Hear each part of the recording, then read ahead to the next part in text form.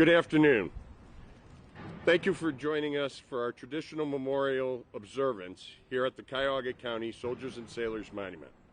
We appreciate you taking time out of your holiday weekend to be with us as we honor the memory of those who gave their lives in our nation's defense. I'm Tim Daley, the retiring Executive Director of the Monument, and I'd like to just take a brief moment to acknowledge three special people who are with us today.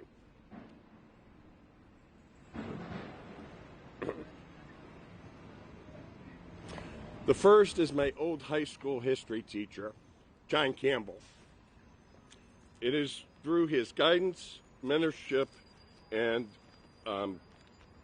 thoughtfulness that it's most likely that I am a historian. If not for him teaching me that history was not just dates and facts, but rather the personal stories of those who came before us, I would probably not be standing here today. Now it's especially an honor to introduce the next two folks, my mom and dad, Randy and Lorraine Daly. Thanks to both of you for helping me to develop my work ethic, realize and understand that service to others rather than self is noble, and that one should always follow their dreams. Thank you for being here for this special day.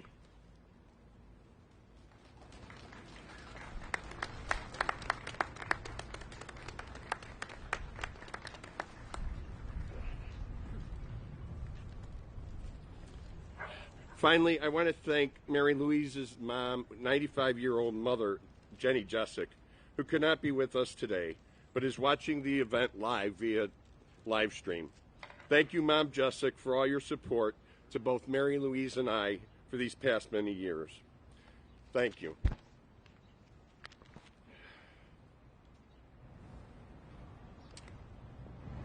Oh, when should the nation forget the valorous deeds of her sons?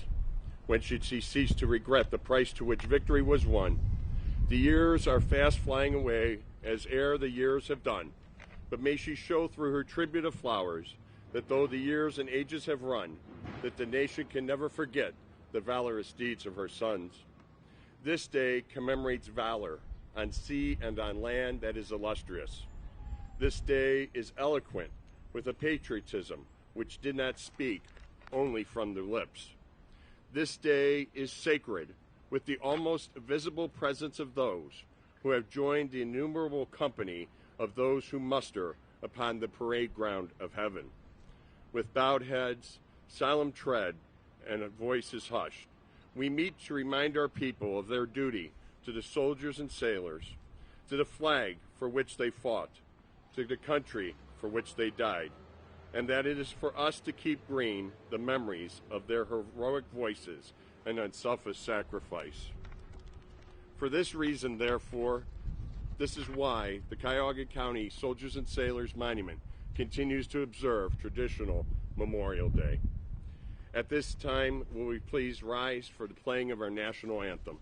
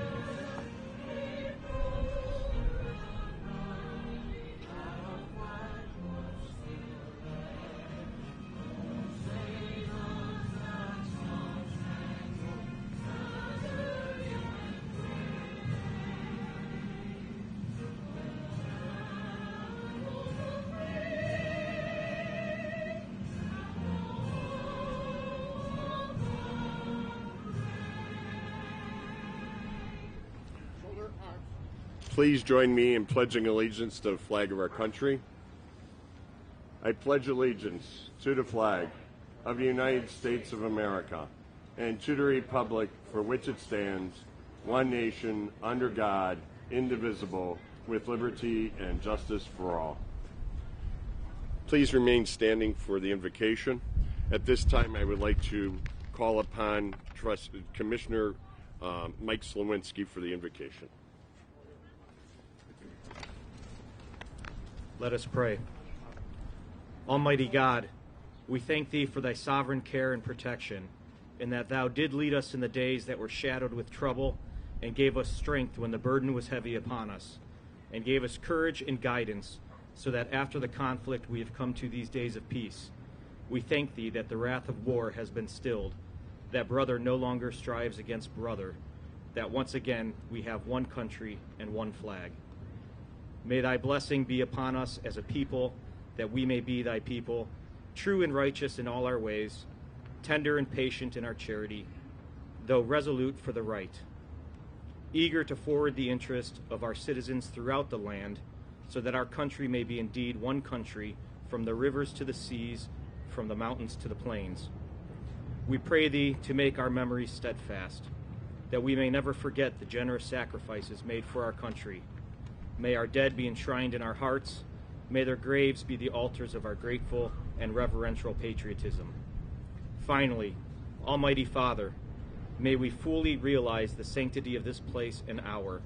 May our conduct give assurance of the sincerity of our purpose and our earnest appreciation of the duties and responsibilities devolving upon us. Amen. Please be seated. At this time, I'd like to present Greg Palumbo, the incoming Executive Director for the Soldiers Sailors Monument, who will read General Order Number 11.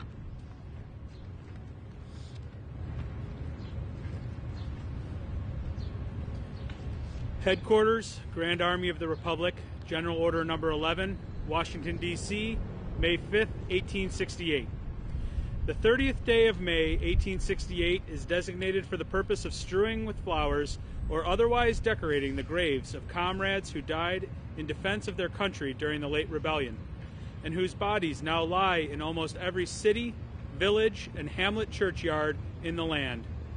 In this observance, no form of ceremony is prescribed, but posts and comrades will in their own way arrange such fitting services and testimonials of respect as circumstances may permit. We are organized, comrades, as our regulations tell us, for the purpose, among other things, of preserving and strengthening those kind and fraternal feelings which have bound together the soldiers, sailors, and Marines who united to suppress the late rebellion. What can aid more to assure this result than cherishing tenderly the memory of our heroic dead, who made their breast a barricade between our country and its foes. Their soldier lives were the revelry of freedom to a race in chains, and their deaths the tattoo of rebellious tyranny in arms. We should guard their graves with sacred vigilance. All that the consecrated wealth and taste of the nation can add to their adornment and security is but a fitting tribute to the memory of their slain defenders. Let no wanton foot tread rudely on such hallowed ground. Let pleasant paths invite the coming and going of reverent visitors and fond mourners. Let no vandalism or avarice or neglect, no ravages of time testify to the present or to the coming generations that we have forgotten as a people the cost of a free and undivided republic. If other eyes grow dull, other hands slack, and other hearts cold in the solemn trust, ours shall keep it well as long as light and warmth of life remain to us. Let us then, at the time appointed, gather around their sacred remains and garland the passionless mounds above them with the choicest flowers of springtime. Let us raise above them the dear old flag they saved from his honor. Let us, in this solemn presence, renew our pledges to aid and assist those whom they have left among us a sacred charge upon a nation's gratitude, the soldiers and sailors, widow and orphan. It is the purpose of the Commander-in-Chief to inaugurate this observance with the hope that it will keep up from year to year, while a survivor of the war remains, to honor the memory of his departed comrades. He earnestly desires the public press to lend its friendly aid in bringing to notice of comrades in all parts of the country in time for simultaneous compliance therewithin. Department commanders will use efforts to make this order effective. By order of John A. Logan, Commander-in-Chief. Thank you. At this time, it's my pleasure to present Councilman Jack Schron. Jack lives in Cuyahoga County for almost all of his life and currently serves as the Cuyahoga County Councilman for District 6 of the Cuyahoga County Council. A 1966 graduate of Chagrin Falls High School, Mr. Schron received a Bachelor's of Science in 1970 from Florida Southern College and a Juris Doctorate from Ohio Northern University in 1975. He is licensed to practice law in Ohio and Florida. Mr. Schron has led Juergens Inc. as president and CEO for nearly 30 years, as well as co-founding an internet education business called Tooling University. He served 28 years in the United States Army, retiring as a lieutenant colonel. Mr. Schron married his wife, Mary Ellen, in 1970, and they have 3 adult sons and 6 grandchildren, all of whom reside in the area. Please welcome Councilman Schron. Thank you very much. It's truly an honor and a privilege to be here today, and I see one of my former colleagues from County Council, Judge Connolly. Thank you very much for coming. It's very, very special. Now, one of the things we also learned in the Army is don't try to compete with the uniforms of the Navy. They look so much sharper than ours do out there. And so from that standpoint, I wish to thank everybody here, especially the opportunity to speak and stand here as a veteran. There's no higher honor for a veteran than to be recognizing the day in which all of our veterans who made that final Declaration Day commitment on behalf of our country. It was only a short distance from here, and I know Judge Connolly knows all the facts of this community here, that President Lincoln's body was only a short distance from where we are right now and across the way. A little over 150 years ago, we were remembering from General Logan's order, and General Logan's order requesting that we honor those who gave their lives during the Civil War for Decoration Day.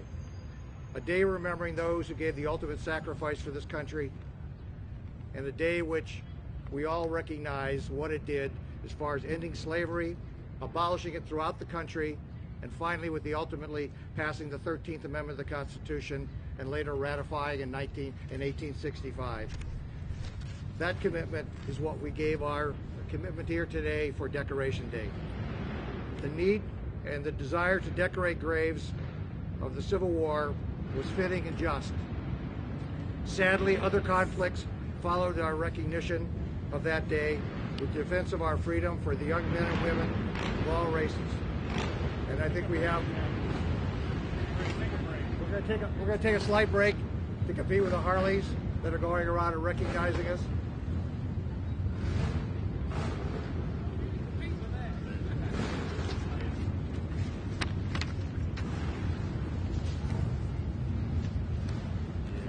I see also the camera crews have also picked up on the Harley, so one has to realize when you have the microphone in your hand, it's time to hand off to somebody else when they're making that kind of appearance.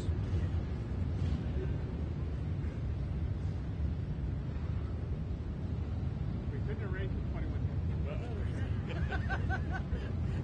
The timing is excellent. We didn't have a cannon, so. I know that the boom of the muffled microphone, as far as the Harleys, they had their own throb.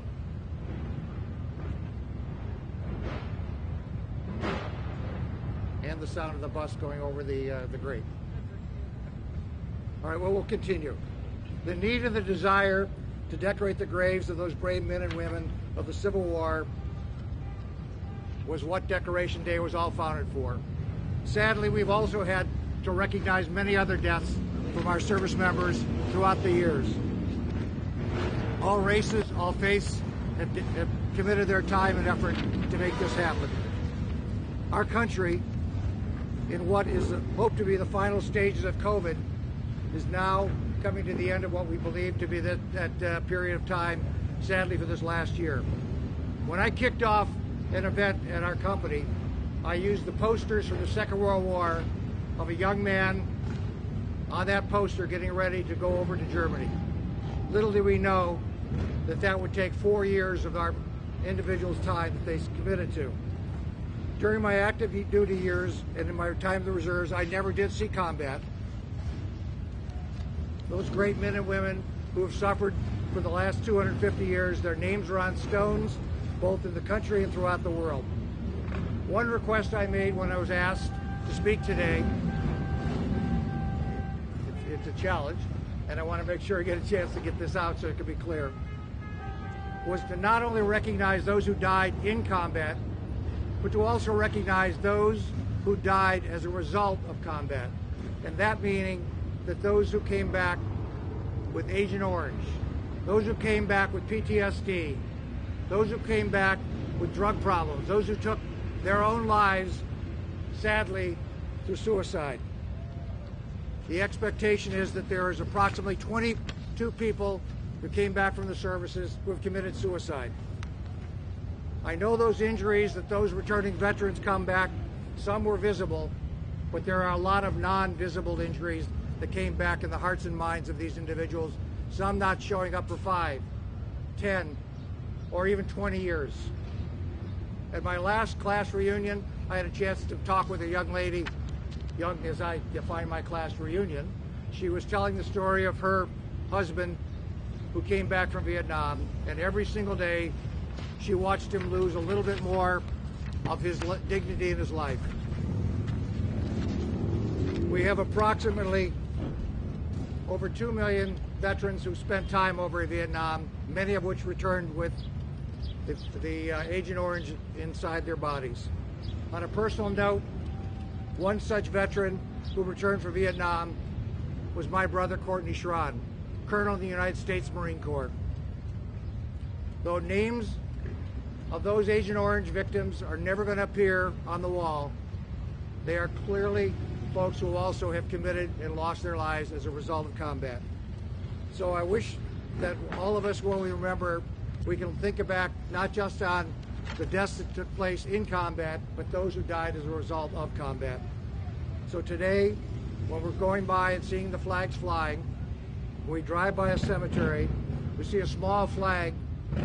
What you can remember is those names out there who also died not only because combat, but in combat.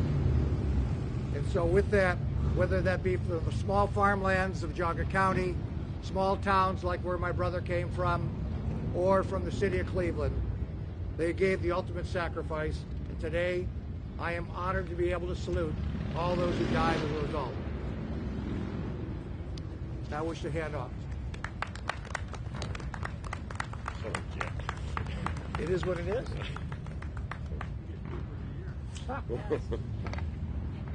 Thank you, Councilman Schron. Our keynote speaker this afternoon is Commander Michael Davila, Commanding Officer, Office of Naval Intelligence, Nimitz Production Support Unit. A native of Cleveland, Commander Davila joined the Navy Reserves via the Direct Commissioned Officer Program in 2002. Upon completion of basic reserve intelligence training, he was designated an intelligence officer and subsequently qualified as an information warfare officer. He holds a Bachelor of Arts from Baldwin-Wallace University and Master of Public Administration from American University.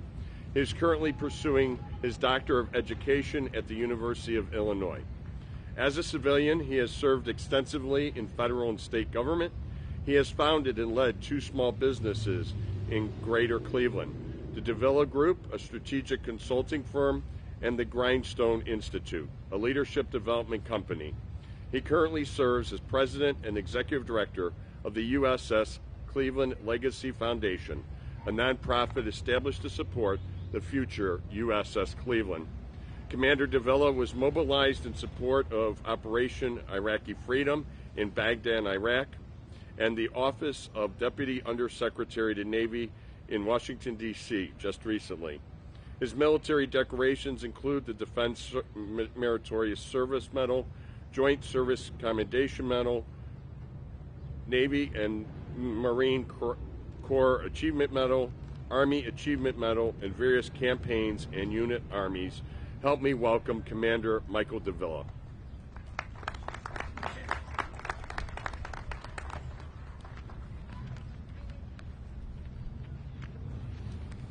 Thank you, Tim. It's really a pleasure to be with everybody today. I'd like to take just a moment at the outset to recognize and express our sincere appreciation and thanks to Tim Daley for his service and leadership to the monument for more than 12 years. Can we recognize Tim, please?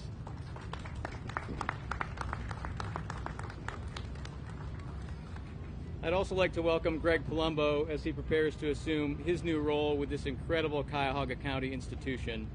All the best to you, Greg, and the Commission, and thanks for all you do and will do to maintain this hallowed shrine of freedom. 10 minutes before noon on February 12, 1861, President-elect Abraham Lincoln arrived in Trenton, the capital of New Jersey. 10 days earlier, he'd set off on a journey from his own state capital, Springfield, Illinois. Along the way, he would pass through Ohio's 3 Cs, Cincinnati, Columbus, and Cleveland. He would spend the night in what is now the Rockefeller Building, just down the street here within eyesight. In Trenton, as he neared the end of what would be a 13-day journey to the nation's capital, Lincoln gave a pair of speeches before the New Jersey Senate and Assembly. I'm not sure his words that winter day are particularly well remembered compared to, say, the Gettysburg Address or his second inaugural, but they stand out not only against the scores of brief and largely unremarkable remarks he offered along the way to Washington, but in reminding us of why we've gathered here today. In his first speech that day to the state Senate, Lincoln recalled the heroism of Washington and his army right there at Trenton on Christmas Day, 1776. In his words, the crossing of the river, the contest with the Hessians, the great hardships endured at the time. He reflected there must have been something more than common that these men struggled for, something that held out a great promise to all people of all the world for all time to come. What promise was this? The promise enshrined in the nation's founding document, the Declaration of Independence, that all men are created equal, and further, that men and women, contrary to centuries of governance through might makes right, possess the capacity for Republican self-government in a civil society based on fundamental human freedoms and the rule of law. As he prepared to assume the mantle of authority under Article 2 of the Constitution, Lincoln pledged himself to carry out that promise, to perpetuate the original idea of the American Revolution, and not to allow the country to be divided, dissolved, or dismembered, with half of it succumbing to slavery, an abomination directly antithetical to the founding principles. In stirring rhetoric that, as we look back on our nation's most poetic poet, is classic Lincoln, he commented, "I shall be most happy indeed if I shall be a humble instrument in the hands of Almighty God, and of this, his almost chosen people." He then crossed over to the Assembly chamber. Speaking in his characteristically soft voice, he again underscored his fervent desire for reconciliation between the country's sections. But he stated clearly that to ensure such a result, "I fear we shall have to put the foot down firmly." And with that, he acted out the words he had just uttered with a firm, but not fierce, lifting up and pressing down of one of his sizable feet. The room erupted into an explosion of support that took several minutes to subside, after which he asked them to stand by him as long as he did right. Lincoln would go on the next day, Washington's birthday, to offer a public address in front of Independence Hall, an ideal location on an ideal day to underscore his message that America's moral purpose still mattered, to advance on the world stage the principle that equal is equal, mathematically, ethically, unequivocally, permanently, and that this principle that all the people are created equal for all time and in all places was a principle worth defending. Applying the words of Proverbs chapter 25 and verse 11, he referred to the Declaration as the apple of gold in the Constitution's silver frame. During the 86 years before and the 160 years since Lincoln recast this original vision for the United States, more than 1.3 million men and women have given their lives in the service of these principles. And yet, as in the time of the Revolution, as in the time of the Civil War, there remain today elements in our country and around the world that staunchly oppose the values enshrined in the Declaration and protected by the Constitution. We witness these influences of tribalism and divisiveness, nationalism and socialism, often dressed up as innocuous notions and masquerading as the opposite of what they actually are. But make no mistake, they are diametrically opposed and permanently irreconcilable with the principles of equality and freedom. And we, like Lincoln, must lend our voice and leadership, quiet and unassuming though they may be, to stand up and do right. In past remarks around our community on this day over the past 13 years, since I returned from a year-long deployment to Iraq and began receiving such invitations, I've observed that we gather to remember, to respect, and to recommit. And again, to use Lincoln's words, for I cannot improve upon them, it is altogether fitting and proper that we should do this. But I would submit that these actions, while important and appropriate, are not enough. Memorial Day is necessary, but not sufficient. If we are to keep this republic, as Benjamin Franklin famously admonished Mrs. Powell outside Independence Hall, we must do more. President Reagan, in his first inaugural address as governor of California, remarked, "Freedom is a fragile thing, and it's never more than one generation away from extinction. It is not ours by way of inheritance. It must be fought for and defended constantly by each generation, for it comes only once to a people. And those in world history who have known freedom and then lost it have never known it again." As they have been since the founding, and perhaps now more vigorously than in a long time, the nation's bedrock principles are under attack.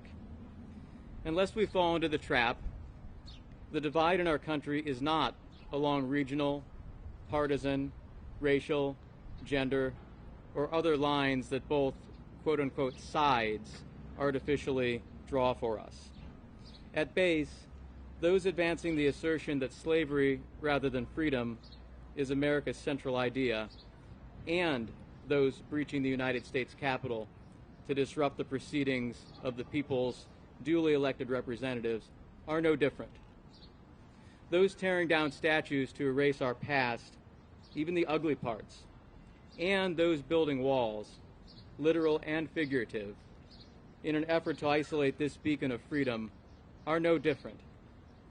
Those silencing free speech that doesn't align with their unilaterally developed and approved narrative, and those using deliberately inflammatory language to castigate or belittle others, are no different.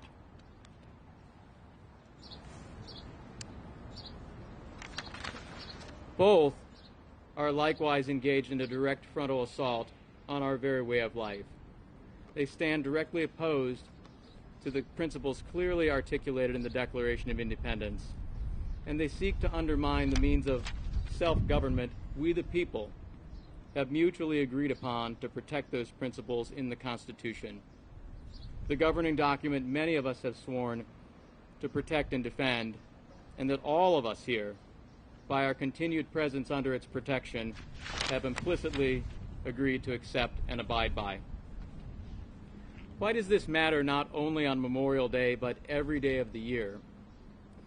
Because those who paid the price for our freedoms whether their names are among the 9,000 inscribed in this very monument or on the hearts of hundreds of thousands of American families across this beautiful land, must not have laid their lives on the altar of freedom in exchange for an elaborate fabrication. Either the United States of America is John Winthrop's shining city on a hill, Lincoln's almost chosen people, Emma Lazarus's tired, poor, huddled masses yearning to breathe free, or this experiment in self-rule is a hollow shell. Let us never believe the latter. But this republic is not an add water and stir concoction. No republic is, especially this last best hope of earth. A republic is composed of free citizens, not subjects, and this requires active engagement. It requires basic knowledge of our history, our freedoms, our form of government, a government that belongs to us, not the reverse. And it requires an understanding of the high price of preserving these things. Thomas Jefferson, the very author of the Declaration, warned, if a nation expects to be ignorant and free in a state of civilization, it expects what never was and never will be. In other words, an ignorant people cannot be a free people. You may ask, what am I recommending? The answer is simple, but not simplistic. We must teach the exceptional nature of this country, a nation built on an idea, a nation created for others, others from every place on this planet. We must teach it to the next generation of Americans. I acknowledge that speaking to the group assembled before me is perhaps a bit like preaching to the choir. After all, who but the most patriotic shows up for this type of event? But we must do more, because mere inertia, leaving this republic on autopilot, will not suffice. In short, we must teach young people to love America. We must teach them through patriotic song, poetry, and other forms of art. We must teach them by bringing them to places like this monument, the Garfield Monument, just 5 miles east of here on Lakeview Cemetery, and battlefields and national parks that memorialize the peaks and valleys, the successes, struggles, and stains of American history. We must teach them that regardless of where they grew up or what they look like, everyone is equal before Almighty God and one's fellow Americans, and that anyone can rise if he or she is willing to work hard. We must teach them that there is objective good and evil, the beautiful and profane, the noble and the dishonorable. For a nation that does not have a moral compass may as well be adrift in a rowboat in heavy seas. We must teach them that reputation, honor, dignity, respect, virtue, patience, and kindness matter. That these are the attributes that we should look for in our leaders, and that when they are missing, such a person is not a leader. We must teach them to read, broadly, independently, daily, for knowledge remains the surest way to maintain freedom and not fall prey to the siren song of the demagogue or the dictator. We must teach them that there is a difference not only between loving and hating America, but between jingoistic nationalism and genuine patriotism. We must teach them that immigration through legal means is the strength of this great country, and that we should embrace people who come to our shores as each one of our families did, to build a better life for themselves and their children. And we must teach them to revere our heroes, men and women who've pledged their lives and their livelihoods in the service of a cause larger than self. Men like Nathan Hale, a gallant young man, perhaps the first American hero, who famously said as the British prepared to hang him, "My only regret is that I have but one life to give for my country." And George Washington, who upon leading the army through 8 years of war against the world's strongest empire in the unlikeliest of victories, single-handedly stood down a mutiny of his officers and then voluntarily surrendered his commission to the Congress. With this action, as Washington became the American Cincinnatus, giving up power and returning to his farm, he allowed our republic to be born. And Abraham Lincoln, who guided the nation through its most harrowing chapter, up to and since that time, who preserved the republic and died in its service. Will all of us be called upon to give our lives for our country? We pray no. But should we all love our country with a patriotic affection reflecting an understanding that to defend what we have here requires that sort of ardor? Absolutely. In John's Gospel, chapter 15 and verses 12 and 13, Jesus says, "My command is this, love each other as I have loved you. Greater love has no one than this, that he lay down his life for his friends." If we are properly to remember the sacrifice so many have made for this country, we must love one another. As President Lincoln implored his fellow countrymen north and south, as the nation teetered on the precipice of a civil war that would take more than 600,000 lives, we are not enemies, but friends. We must not be enemies. Though passion may have strained, it must not break our bonds of affection. The mystic cords of memory, stretching from every battlefield and every patriot grave to every living heart and hearthstone all over this broad land, will yet swell the chorus of union when again touched, as surely they will be, by the better angels of our nature. We must love our country, and we must teach our children and our children's children to love our country. Never doubt that this place is exceptional, not perfect, for it is full of imperfect people, but ever striving to become the more perfect union our founders envisioned and bequeathed to us, a trust to all generations. Let us live up to this wonderful blessing we have inherited. Let us, in the words of Dr. Martin Luther King Jr., rise up and live out the true meaning of its creed, that all men are created equal. And let us, every day, but especially on this day, remember all those who gave the last full measure of devotion that we may be free. Thank you.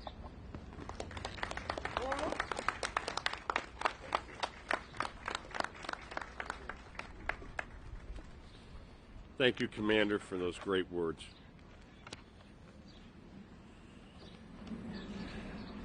At this time, we will have the presentation of wreaths. I call upon Brother Bill Stark to present the first wreath.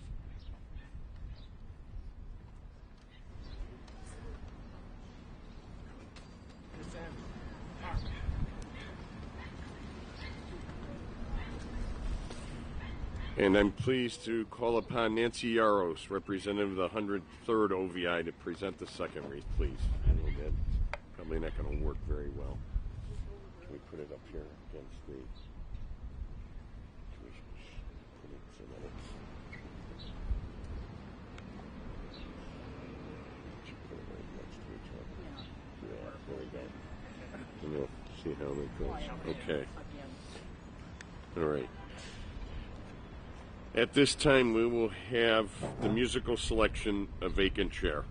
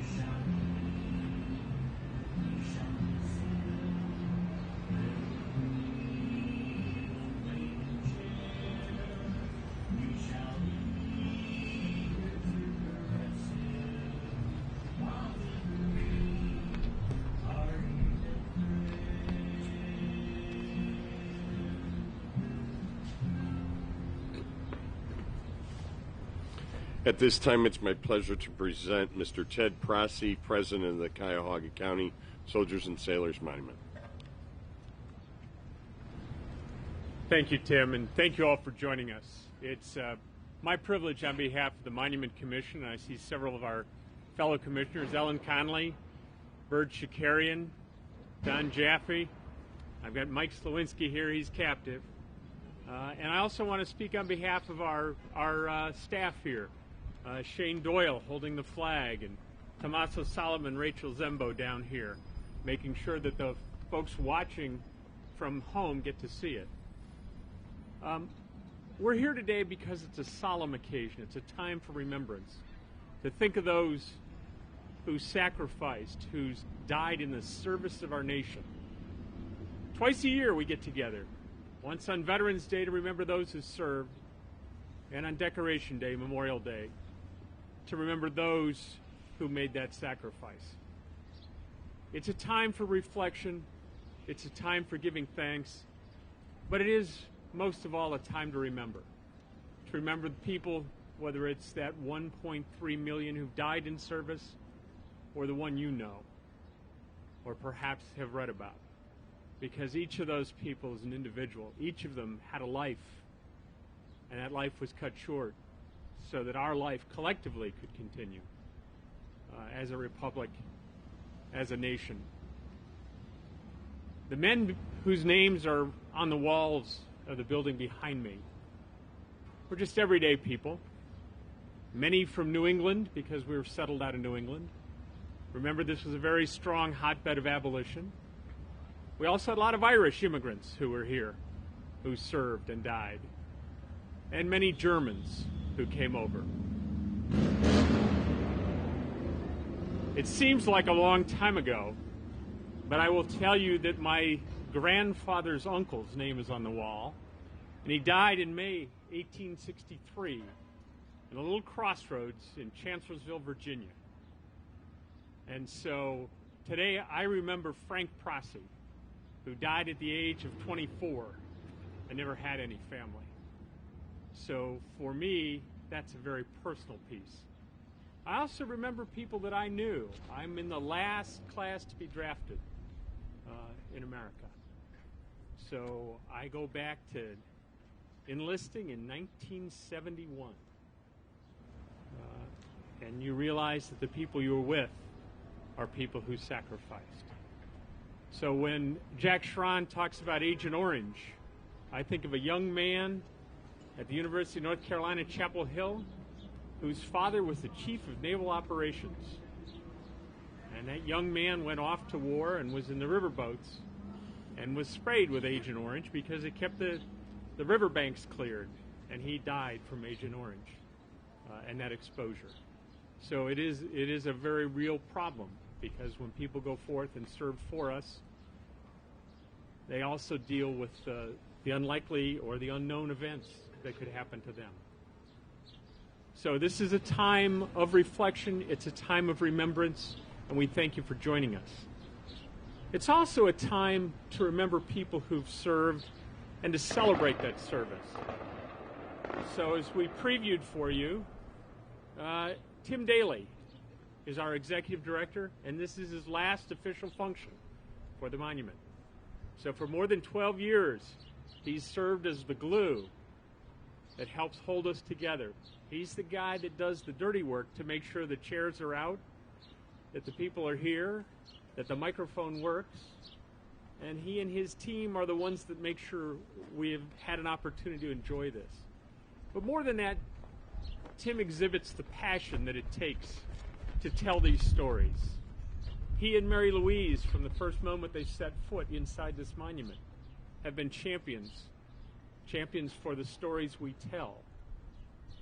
You know, when we tell a story, we're telling the story that these people wanted to tell. They dedicated this monument in 1894 to tell the story of that new birth of freedom. That figure up all the way up on top behind me, that's liberty. That's what they fought, and some 1,100 of the names died for. That new birth of freedom that we talked about. This is a place that recognizes those who helped make it happen. And lest we forget, we also live in an area that was part of the Northwest Territory. And for those of you that know your history, know that before there was a Constitution, there was a Northwest Ordinance that prohibited slavery within the Northwest Territory. So you are sitting on free soil. And the men inside stood for that proposition. And many of them died for it. And Tim has been a central part, not only of keeping the building and the programming, but helping us to understand that past, to learn about those names. So it's my pleasure and honor on this day to help us all celebrate both a going and then a coming. So the going today is the retirement of our Executive Director, Tim Daley. Tim?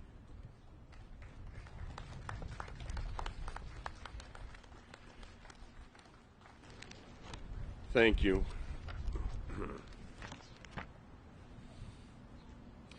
As I retire from the Cuyahoga County Soldiers and Sailors Monument, it is appropriate for me to reflect upon my endeavors here, along with my wife, Mary Louise.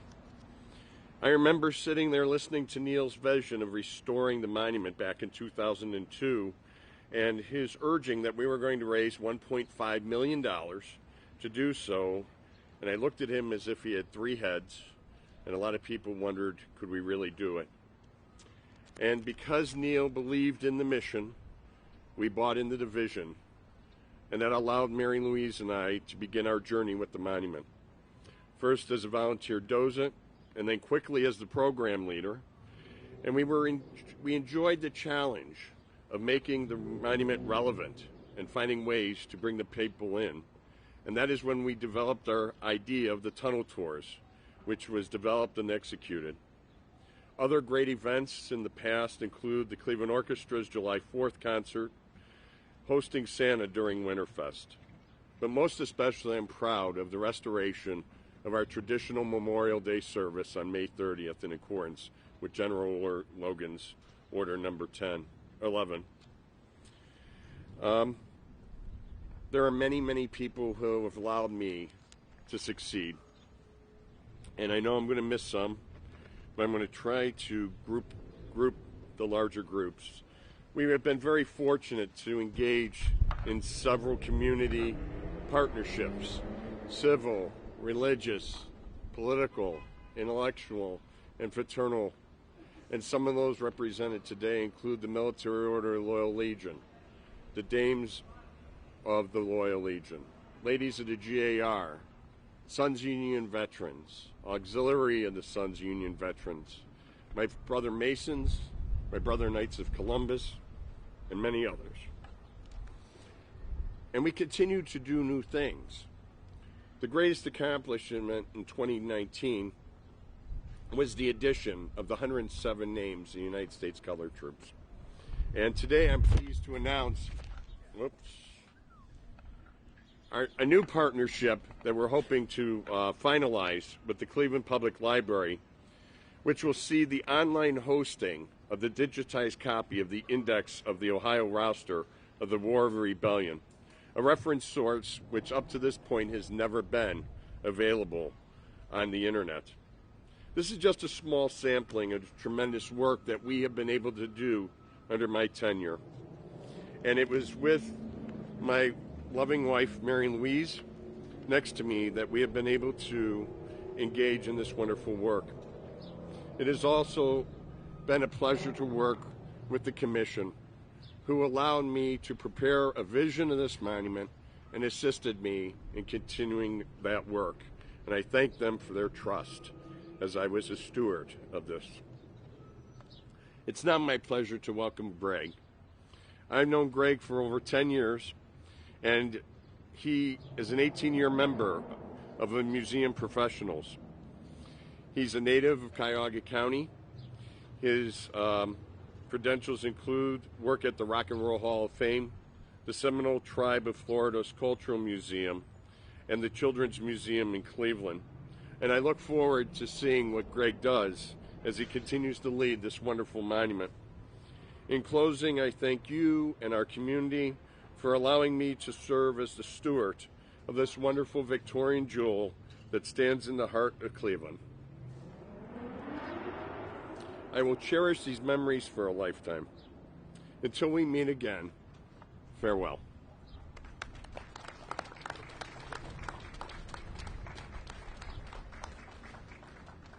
Thank you for that. With Greg's help, we have a little something because if you know Tim, you know he's a collector. And Mary Louise said, it better not be something that's too big. So we have a piece of the monument. So after the renovation, we took some of the stained glass and were able to turn it into a piece. This happens to be a Corps badge. So for those of you who know, this is the 4th Corps. Am I right, Tim? Yep. See it. He had to say that anyway. So, Tim, with appreciation and love from all of us. Thank you. And Greg Palumbo has a couple remarks for us.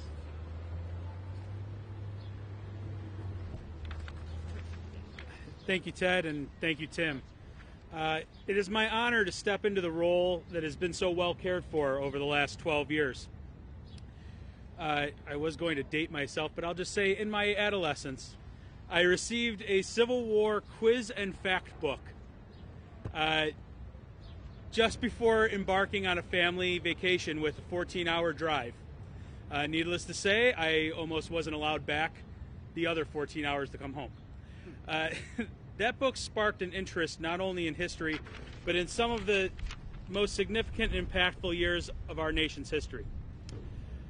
I have been lucky to work in institutions that are focused on my personal interests throughout my career, starting as a volunteer at the Rock and Roll Hall of Fame right out of college, where I found the passion for exhibits and interpretation, developing and broadening my skills with the Seminole Tribe of Florida, and for the last 7 years exploring the early development of this region with the Lakewood Historical Society. As a native of Cuyahoga County, I am excited to begin my stewardship of one of our most venerated landmarks. I look forward to working with the Commission and our excellent team. I want to conclude by thanking Tim for his efforts to make this a smooth transition, but more so for being a mentor since my return to Cleveland. He has been an invaluable resource and a friend. I wish him all the best. Fred Rogers once said, often when you think you are at the end of something, you're at the beginning of something else. I know this will be the case for Tim. It is hard for him to sit still long, but I hope he will take a moment to reflect on the journey and well-deserved laurels. As our fountains turn back on and Rolling Thunder continues its course, I will pass it back over to Tim. Thank you. I think they saw me coming, so they thought they might as well get the water going. As we finish off the program today, I want to remind everyone we do have an open house inside the monument afterwards. If you're comfortable coming in, having a bite, and saying thank you to Tim, that'd be great. You know, each year we bring flowers out. You remember General Logan's order to strew those graves with flowers. We've selected red, white, and blue, both for the obvious and for a little piece of history. On the monument behind me, you'll see those sandstone symbols. Those are Corps badges. Those originated during the Civil War with the Army of the Potomac and a man named Dan Butterfield. And the different divisions within a corps use red, white, and blue as their Corps badges. So now you can tell who your men were. Where did they belong? But that's not the only thing that Dan Butterfield is credited with. He's also the man that created the tune of Taps, which we use on these solemn occasions, but was originally the bugle call that told people it was time to go to bed. And at least one set of lyrics goes, "Day is done, gone the sun, from the fields, from the lakes, from the hills. Rest and sleep, rest in peace, God is nigh." To give the benediction is Mike Slawinski.